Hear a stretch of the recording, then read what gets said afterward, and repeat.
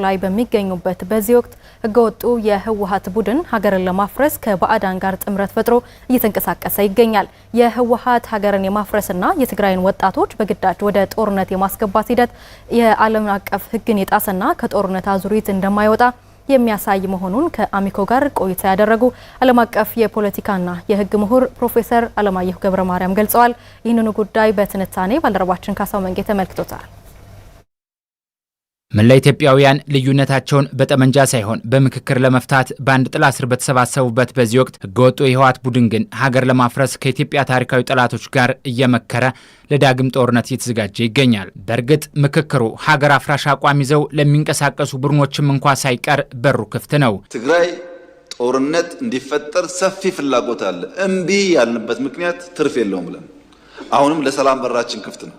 ለንግግር በራችን ክፍት ነው። መወያየት የምንፈልገው ሰላም ማምጣት የምንፈልገው። ኢትዮጵያ በታሪኳ በርካታ አለመግባባቶችን አስተናግዳለች። አለመግባባቶች ወደ ግጭት አምርተው በርካታ ዜጎች ህይወታቸውን አጥተዋል። ወላጆች ያለ ጧሪ ቀባሪ ቀርተዋል። የሀገር ኢኮኖሚም በእጅጉ ወድሟል። ይህ የሩቅ ትዝታ ሳይሆን ኢትዮጵያ በቅርቡ በሰሜኑ ጦርነት ያስተናገደችው ደም አፋሳሽ ግጭት አንዱ ማሳያ ነው። ህገወጡ የህወሓት ቡድን በሰሜኑ ጦርነት ወቅት ያስከተለው ሰብአዊና ቁሳዊ ውድመት በታሪክ መዝገብ ውስጥ በጥቁር ቀለም የሰፈረ የቅርብ ጊዜ ትውስታ ነው። ይህንን ደም አፋሳሽ ጦርነት ታዲያ መንግስት በሰላማዊ መንገድ ለመፍታት በወሰደው ቁርጠኝነት ጦርነቱ በፕሪቶሪያ ስምምነት መቋጨቱ ይታወሳል። ይሁንና ህገወጡ የህወሓት ቡድን ግን የፕሪቶሪያውን ስምምነት በመጣስ ከውጭና ከውስጥ ጠላቶች ጋር ጥምረት በመፍጠር የጦርነት ነጋሪት እየጎሰመ ይገኛል። ይህ ዓለም አቀፍ ህግን የጣሰና የህዝብና የሀገርን ጠላትነት በግልጽ የሚያሳይ የክህደት ወንጀል ነው ሲሉ ከአሚኮ ጋር ቆይታ ያደረጉት ዓለም አቀፍ የፖለቲካ ሳይንስና የህግ ምሁሩ ፕሮፌሰር አለማየሁ ገብረማርያም ይገልጻሉ። የህወሓት ጉዳይ የመጨረሻ መፍትሄ ተሰጥቶታል በፕሪቶሪያ ላይ። አሁን እሱን ሄደው አልተስማማንምና ይሄንን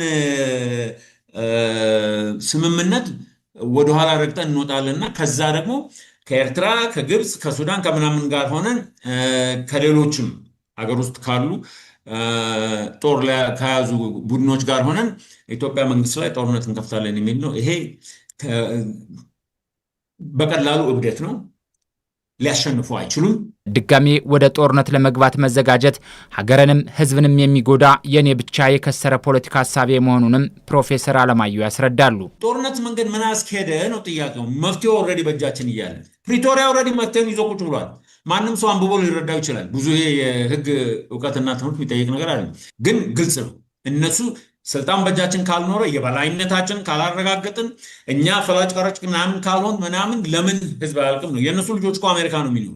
ህወሓት በህገወጥ መልኩ ወጣቶችን ለጦርነት የሚያዘጋጅበት መንገድ ዓለም አቀፍ ህጉን የጣሰና የትግራይን ወጣቶች የነገ ተስፋ የሚያጨልም የከሰረ የፖለቲካ ሐሳብ መሆኑንም የፖለቲካ ሳይንስ ምሁሩ አብራርተዋል። የዓለም አቀፍ ህግ የሚከለክላቸውን ነገሮች ክራይምስ አጌንስት ሂውማኒቲ ወይም የሰውን መብት በመጣስ በሚባሉ ዓለም አቀፋዊ ህጎችን ማለትም አንደኛ ፎርስ ኮንስክሪፕሽን ወይንም አስገድዶ ጦርነት እንዲሳተፍ ሰውን ወደ ውትድርና መመልመል የዓለም አቀፋዊ ህግን የሚጥስ ነው። ትንንሽ ልጆችን ቻይልድ ሶልጀርስ የሚባሉትን እነሱን ለጦርነት አዘጋጅቶ ወይንም ወደ ጦርነት እንዲገቡ መገፋፋት እሱም ዓለም አቀፋዊ ህግን ክራይምስ አጌንስት ሂውማኒቲ የሚከለክል ነው። ያደረጉት ጥፋት በሙሉ በዓለም አቀፍ ህግ ኢንተርናሽናል ክሪሚናል። የኢትዮጵያ ሰላም እንቅልፍ የሚነሳቸው ጠላቶች ሀገርን ለማፍረስ ቢንቀሳቀሱም ቅሉ ኢትዮጵያውያን በሀገራቸው ጉዳይ ከብረት ይጠነክራሉ። ዛሬም ልዩነትን ተሻግረው ለሀገራዊ አንድነታቸው እየመከሩ ነውና ይህ የሚሳካ አይደለም። በየትኛው መስፈርት በየትኛው መለኪያ በዚህ ዘመን የትጥቅ ትግል አዋጭም አይደለም፣ ኋላ ቀር ነው፣ ኢትዮጵያንም ተጠቃሚ አያደርግም።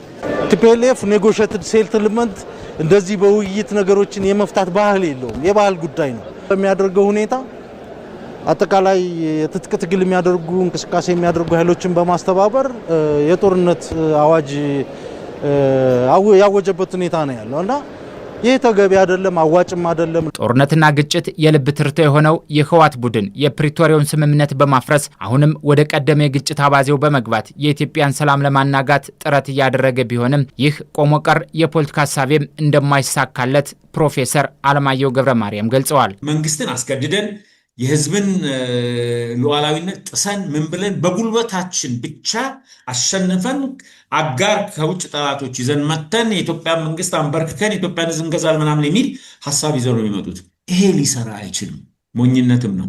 የታሪክ አስተምሯችን አንድ ነው። የጥይትን ድምፅ በምክክር መተካት፣ የጥላቻን ቋንቋ በመግባባት መቀየርና የትውልድን ተስፋ በሰላም መገንባት የሁሉም ኢትዮጵያውያን የጋራ ኃላፊነት ነው።